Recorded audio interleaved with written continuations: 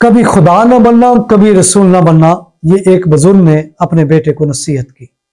मेरे बेटे, जाओ उस इलाके में इस्लाम की दावत दो और याद रखना, कभी खुदा न बनना और कभी रसूल न बनना।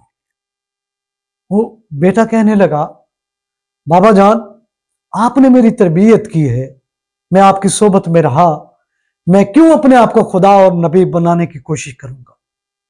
तो बाप ने कहा, बेटे बात गौर से सुनना और इसको समझना। खुदा ना बनने का मकसद यह है कि कभी तुम ये ना समझना कि जो मैं चाहता हूं वो ही हो, जैसे मैं चाहता हूं कि वैसे हो।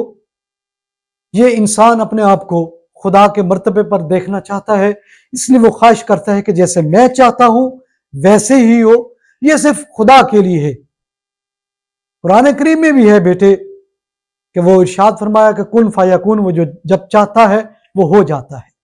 ये इंसान को ज़ेब नहीं देता। तो मेरे बेटे, कभी अपने आप को खुदा तस्वुर ना करना।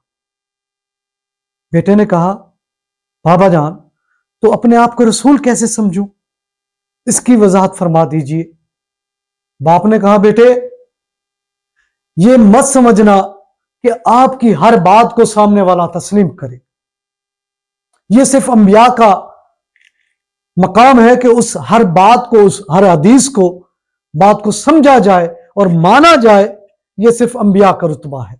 अगर कोई इंसान समझे कि मेरी हर बात को सामने वाला जरूर तस्लीम करे, मैं जो भी बात कर रहा हूं उसको कबूल किया जाए, तो यह अपने आप को नबी के दर्जे के बराबर समझना है। तो मेरे बेटे, यह याद रखना, कभी अपने आप को खुदा ना बनाना और कभी आपको अपने आप को नबी की दर्जे पर मत रखना।